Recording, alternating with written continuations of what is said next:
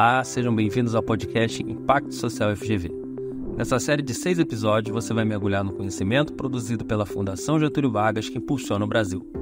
Esse podcast é gravado no estúdio da FGV Comunicação Rio e está disponível no canal oficial da FGV, nas principais plataformas de áudio e no YouTube. Se você se interessa pelo assunto e gosta de espalhar conhecimento, não deixe de compartilhar também nas suas redes sociais.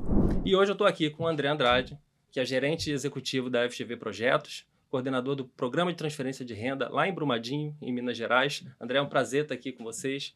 Conta pra gente o que é o PTR.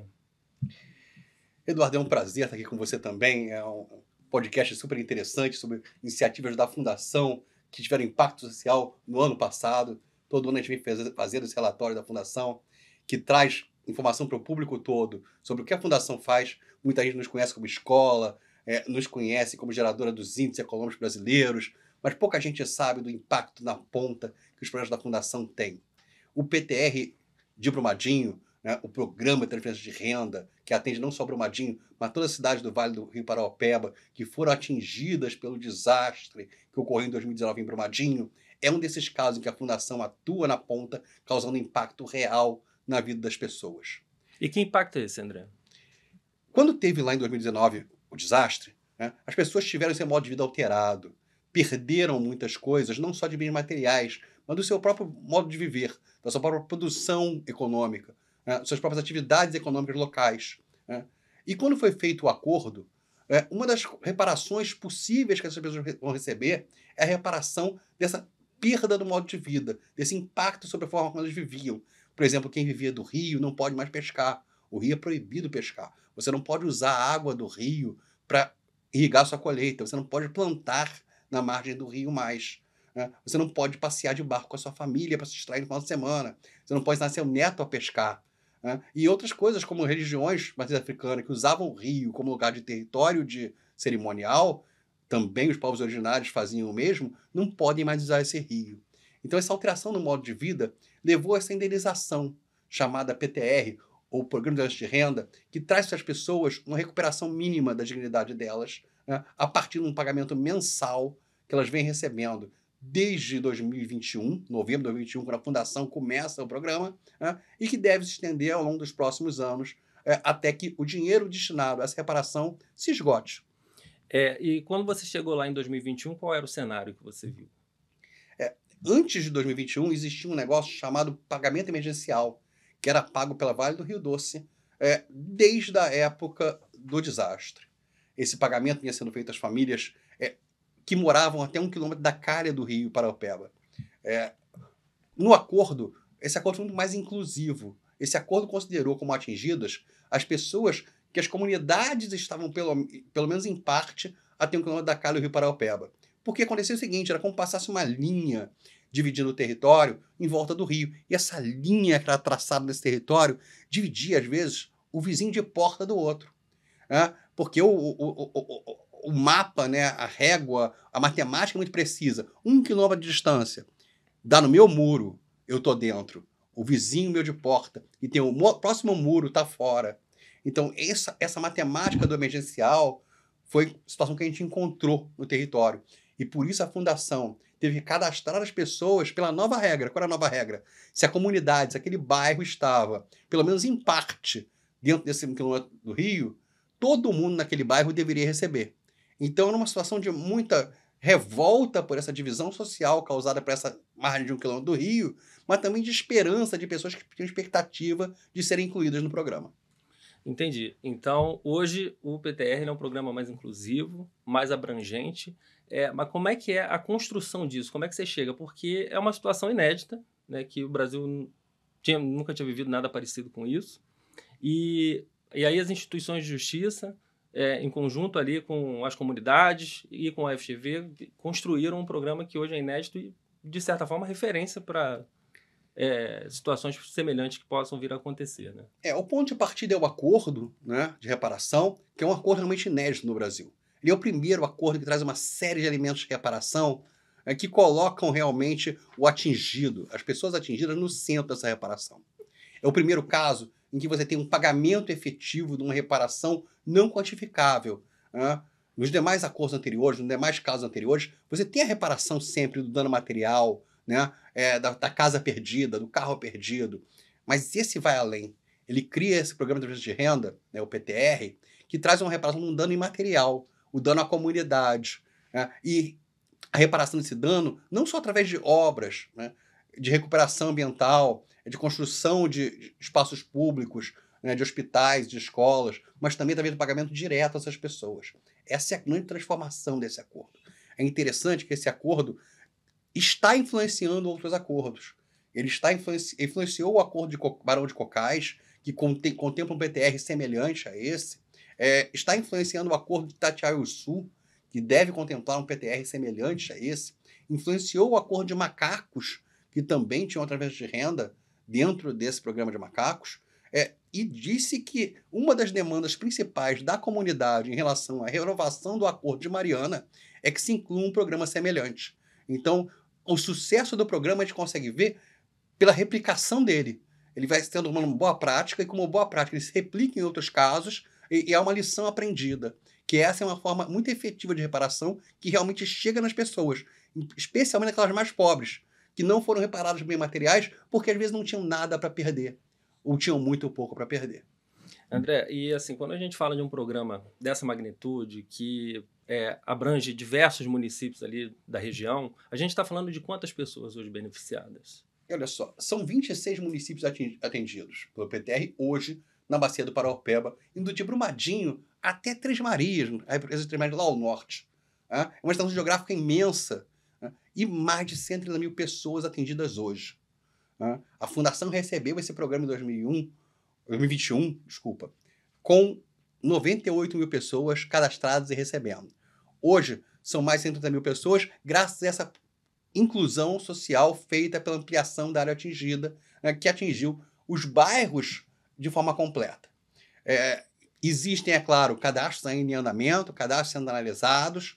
É uma situação muito difícil, às vezes, analisar esses cadastros, porque você tem que examinar em regiões que você não tem nome de rua. Né?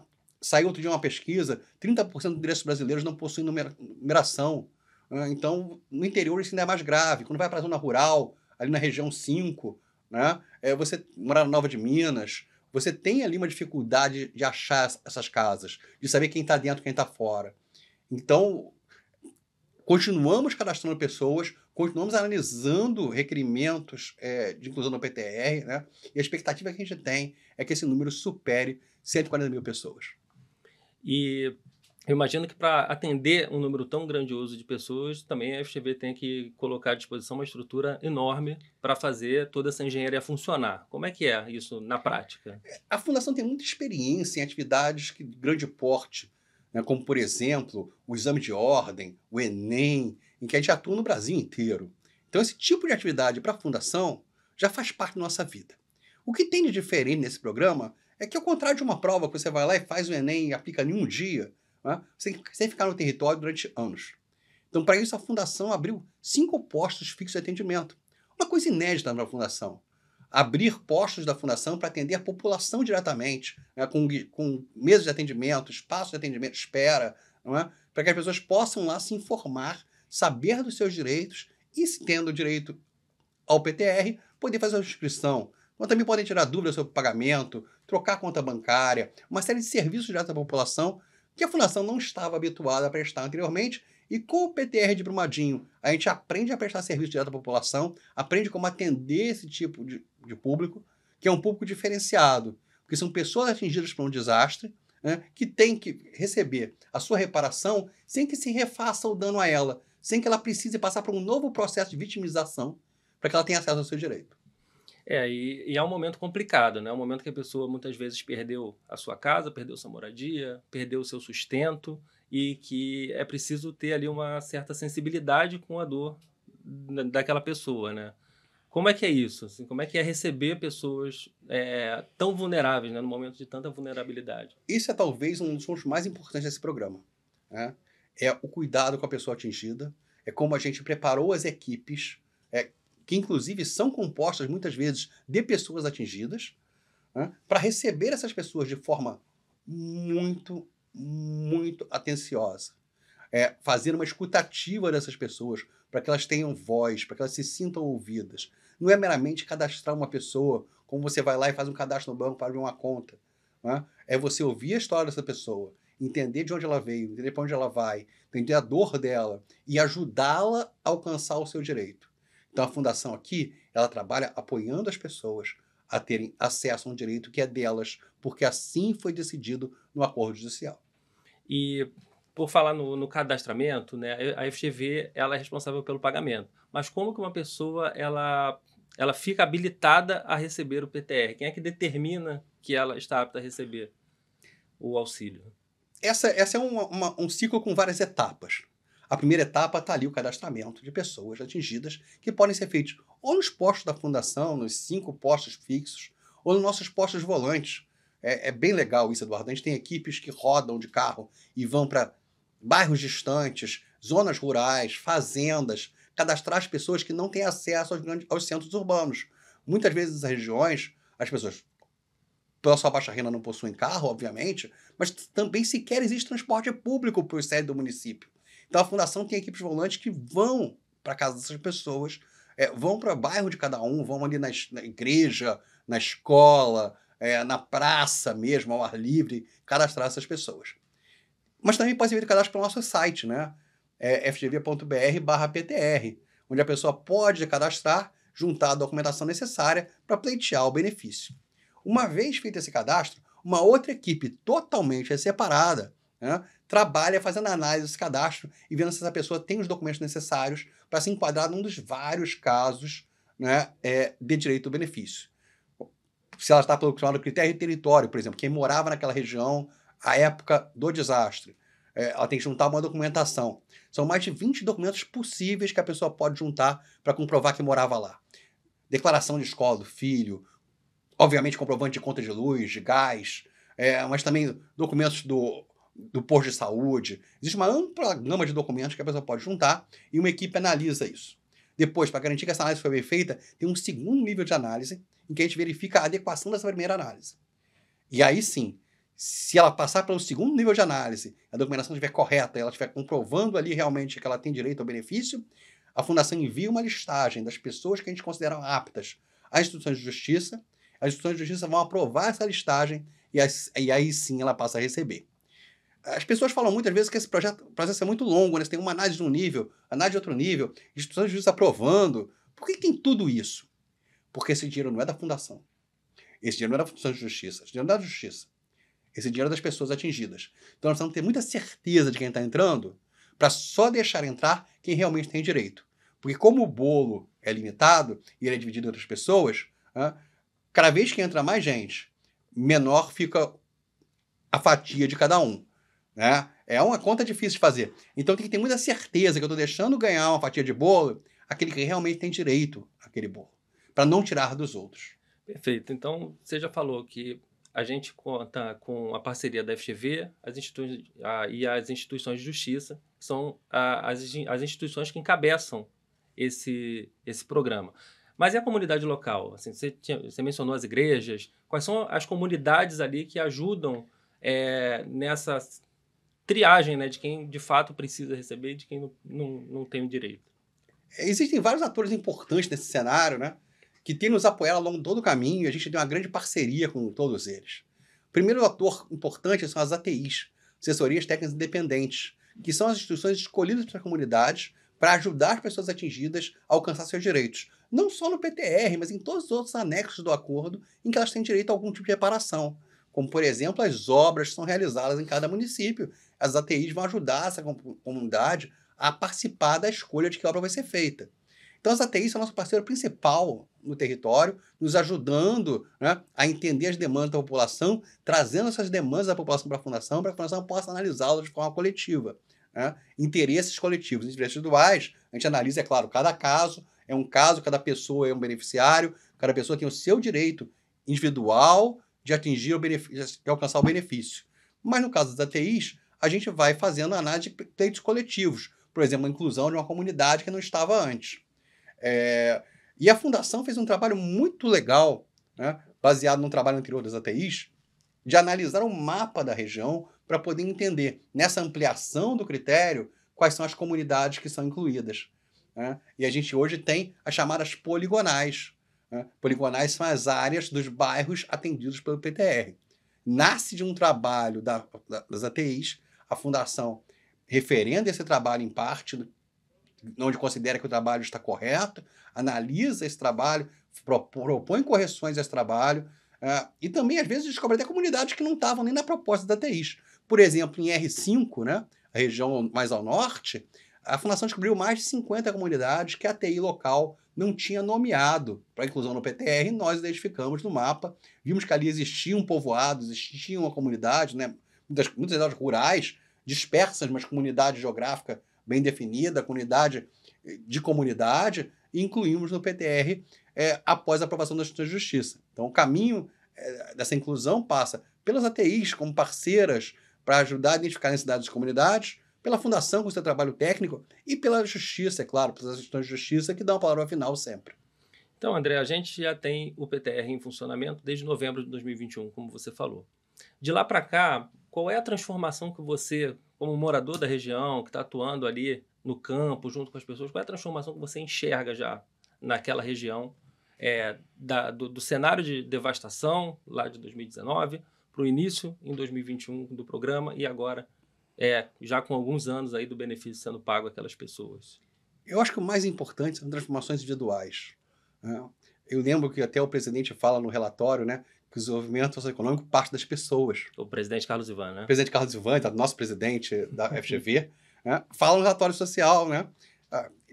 Trabalhamos para as pessoas, estamos preocupados com as pessoas, a fundação é voltada para as pessoas.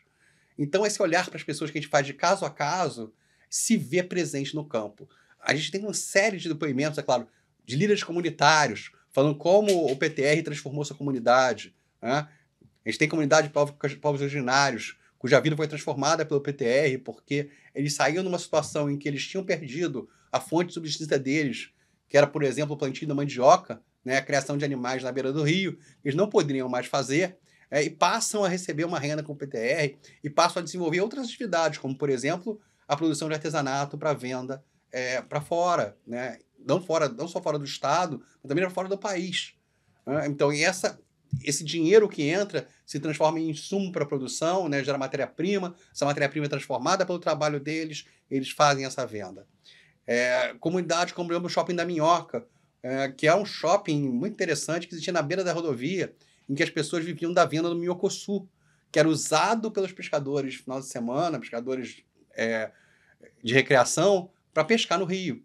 Se você não pode pescar no rio, você não vende minhocosu, esse shopping inteiro perto das lojas fechadas, e as pessoas vão ver de quê?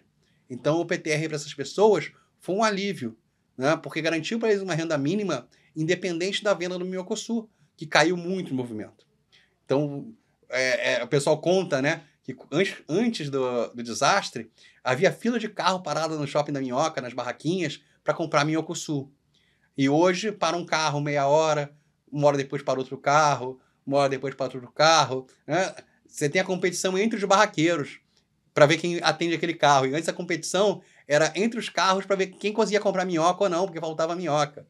Então, você tem uma mudança de dinâmica econômica e essas pessoas com o PTR têm a reparação dessa perda objetiva delas, de perder o seu sustento, o seu negócio em si, onde trabalhava o pai, a mãe, o filho. Né? É muito interessante quando a gente vai para conversar com essas pessoas. E dessas conversas nascem essas histórias que a gente fala, como a gente transforma a vida das pessoas. Eu lembro de uma conversa que eu tive com uma senhora no posto, né? Que ela falou assim, lá em casa recebo eu, meu marido e minha filha de 7 anos. O dinheiro que meu marido e eu recebemos, a gente gasta com as despesas da casa, né? Mas o dinheiro que minha filha recebe vai para a poupança, porque ela vai fazer faculdade um dia. Ah, que legal. Esse tipo de história que a gente recupera, que a gente tenta contar do PTR, né, é a história de pessoas que transformaram suas vidas a partir de bom uso desse dinheiro, né? A partir da aplicação positiva. Pessoas, por exemplo, existe um caso numa comunidade chamada Pontinha, uma comunidade quilombola da região, em que a pessoa recebeu o dinheiro e usou o dinheiro para investir, para melhorar o seu salão de beleza.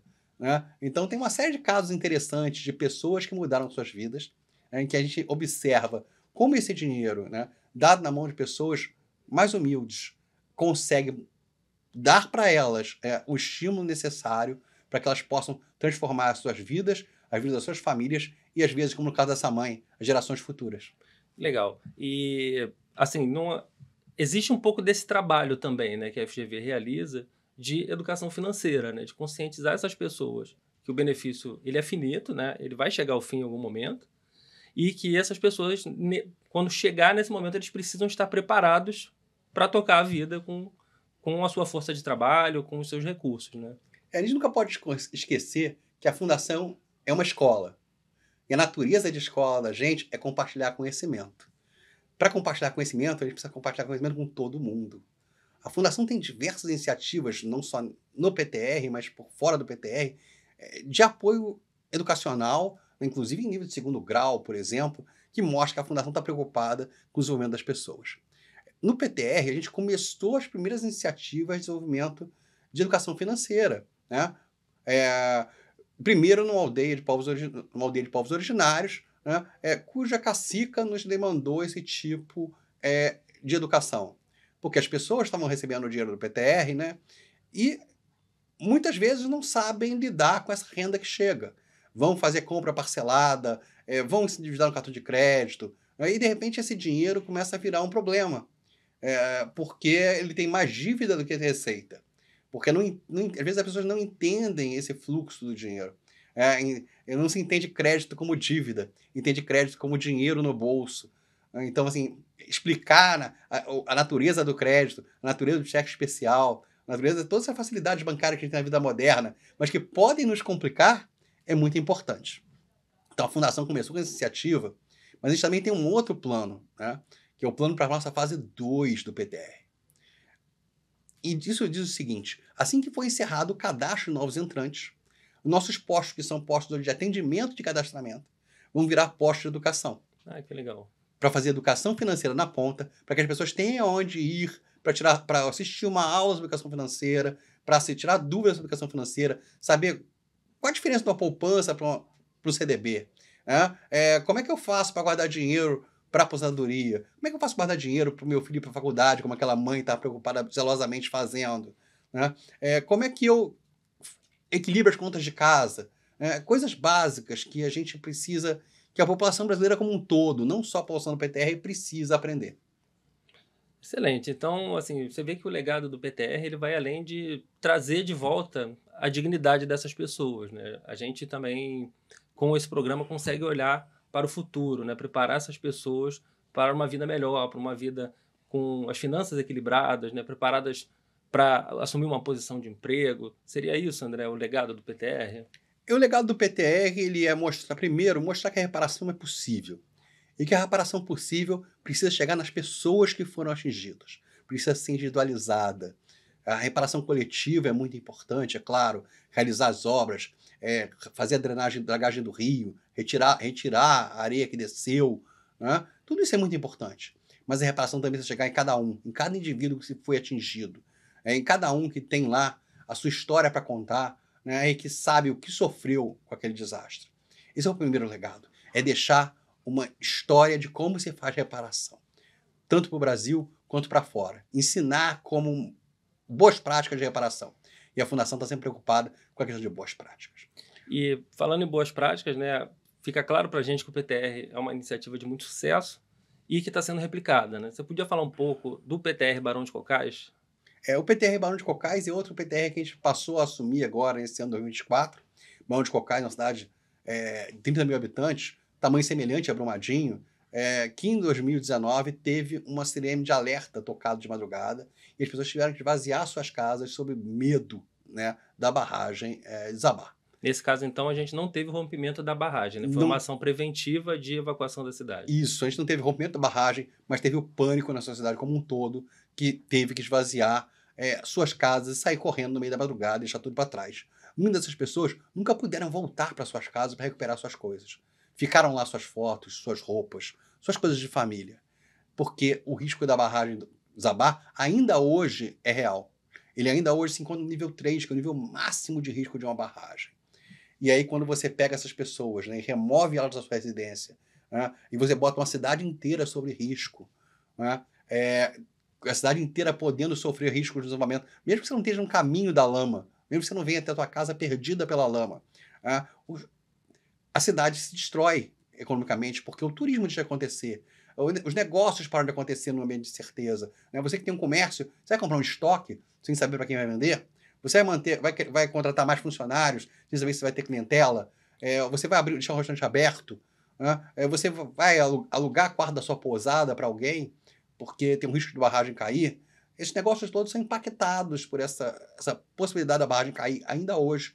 Ainda que hoje, na área que a barragem vai cair, não more mais ninguém, né? A cidade toda, como um todo, vive esse medo da barragem cair e vive sobre o impacto socioeconômico desse risco criado pela atividade de mineração na região.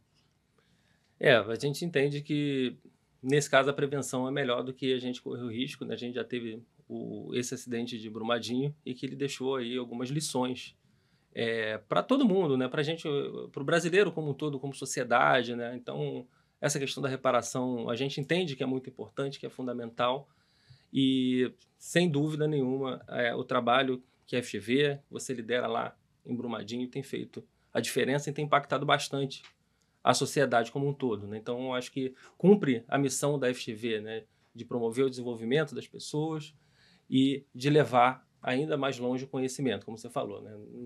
Mesmo numa situação dessa, a gente não deixa de ser uma escola e levar o nosso conhecimento adiante mais longe. É a nossa missão.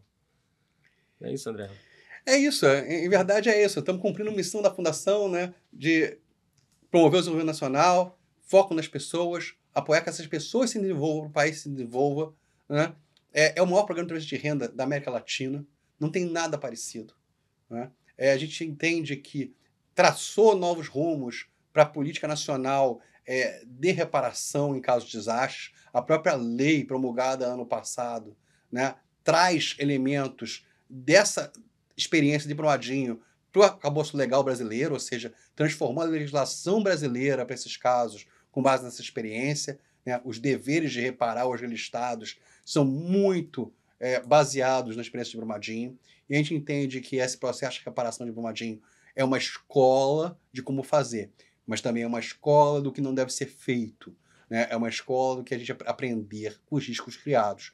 E Cocais é um exemplo que você tem um risco criado que antes do desastre todo mundo foi removido e está sendo indenizado por essa remoção forçada, ainda que às pressas. E a gente precisa olhar também para o futuro e olhar para casos de barragens, e são vários em Minas, que estão em nível 3, em nível 2, em que as pessoas vivem sob a ameaça do risco. O que fazer com essas populações? Nós vamos esperar que as barragens caiam, né, e vamos tirar essas pessoas de casa de madrugada, sobre uma sirene, correndo risco de vida? Ou nós vamos criar políticas nacionais que levem à remoção e realocação dessas pessoas para áreas seguras, né? Mesmo problema dos centros urbanos. A gente sabe que tem regiões de risco no Brasil, em centros urbanos, as pessoas vivem em situação de desabamento frequente. Vamos deixar essas pessoas nesses lugares correndo risco de vida, nós vamos remover essas pessoas. Então, acho que um dos deveres da Fundação é promover um debate nacional sobre vidas em risco, né? São mais de 1.300 situações de risco, pontos mapeados pelo governo federal, que as pessoas vivem diariamente sob o risco de desabamento. O caso do Rio Grande do Sul nos traz outro exemplo disso, né? Até que ponto nós vamos tolerar pessoas em situação de risco? Até que ponto pessoas viverem com a vida em risco é compatível com um país que quer ser desenvolvido? Perfeito, André. A gente entende, né, a situação lá de Brumadinho, né? Foi um acidente provocado pela atividade da mineração e tem diversos casos já de acidentes climáticos, né, provocados aí por eventos extremos, como você citou no Rio Grande do Sul, né? Mas os dois, eles no fim das contas, eles impactam as pessoas, a vida das pessoas, o lugar que elas moram, o lugar que elas escolheram viver, que elas ganham a sua vida, né? Então, sem dúvida que estar preparado é fundamental. E eu entendo que, por tudo que você trouxe aqui e compartilhou com a gente, que a Fundação tem colaborado de forma decisiva para que a gente consiga prevenir os desastres e, quando a gente não consegue prevenir, a gente, sem dúvida, consegue entrar e dar ali uma dignidade para as pessoas, seja com um programa de transferência de renda, ou com educação, ou pesquisa, né, que é um dos pilares aqui da Fundação. André, muito obrigado pela sua participação. Foi uma conversa muito legal, conseguimos entender melhor sobre o que é o PTR e como ele impacta as pessoas lá em Brumadinho. Obrigado, Eduardo. E eu queria aproveitar e convidar todos vocês para conhecerem mais sobre o PTR de Brumadinho no nosso site fgv.br/PTR. Lá você vai encontrar vídeos sobre o PTR de Brumadinho, os documentos do acordo, depoimentos de pessoas atingidas, todas as informações necessárias para você conhecer mais sobre o acordo. Convidamos não só aqueles que querem saber sobre o acordo, mas também aqueles que querem pesquisar sobre o acordo de Brumadinho, sobre a execução do PTR. A Fundação é uma casa de conhecimento. Estimulamos aqui as pesquisas a serem realizadas sobre esse programa tão importante para Minas Gerais e que está trazendo novos parâmetros para a reparação de desastres no Brasil. Obrigado, André. Ótimo convite. E eu deixo aqui mais um convite para você que gostou desse papo, que gostou dessa conversa. Siga a FGV nas redes sociais, no nosso canal do YouTube e acompanhe a série, né, do nosso podcast, Relatório de Impacto. Ela continua nas principais plataformas de áudio. Tchau, tchau e até o próximo programa.